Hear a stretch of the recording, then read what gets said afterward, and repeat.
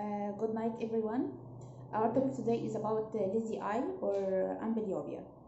Lazy eye is a irritating topic to any family if the child have a lazy eye. It's a very big problem and can irritate really and annoy their life, bother their life.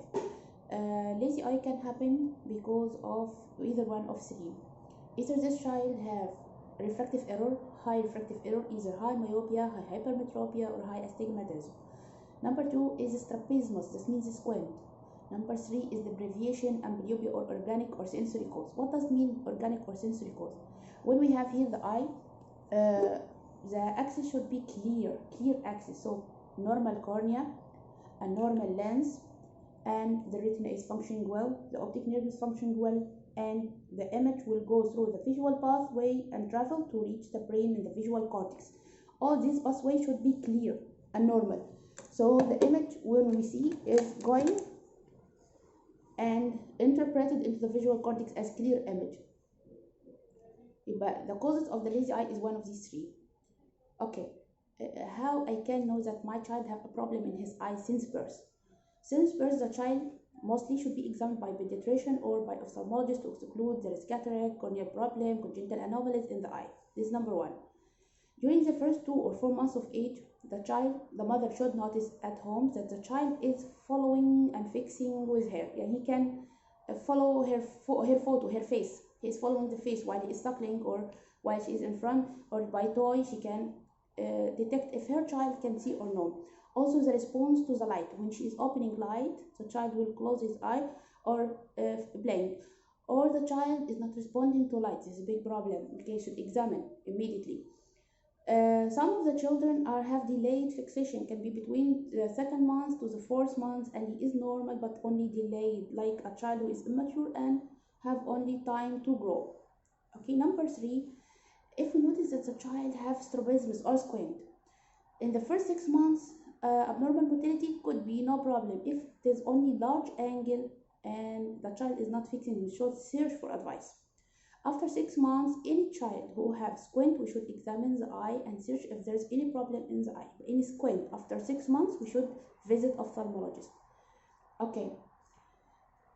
After the first year, 2nd year, the child starts to grow and walking in the room, so we can notice if the child is approximating things to his face, or he is approximating to screens, too much time of electronics. If the child is walking and he is headed by the object in the house, like head to the chair, head to the table, or falling down, this means that this child have a problem in his refraction, or he have refractive error. So we should visit ophthalmologist to check if any refractive problem in the eye of the child. Okay, we now visit the ophthalmologist and we are diagnosed and we know if there is any problem or no for the child's eyes, and he tell we should have glasses, or the child have a problem and we either cataract or any organic problem could be solved. We are solve the problem and now we are on the way to improve the vision of the child. But you can tell me, please doctor, my child is not seeing 6x6 or 20/20. What I will do? This means he have lazy eye. Lazy eye can be mild, moderate, and deep amblyopia. The shallow amblyopia degrees, very little degrees. He is approximate to the 20/20, but not actually 20/20. So we can do patching exercise 2 to 3 hours daily. It can solve the problem for 3 months, and we recheck the child after 3 months or 6 months. Deep amblyopia, we have to work hard by patching exercise from 6 to 12 hours before, on old ages, before more than 10 years before they are doing full-time occlusion amblyopia. The problem for full-time occlusion amblyopia is that the child can have occlusion amblyopia of the good eye.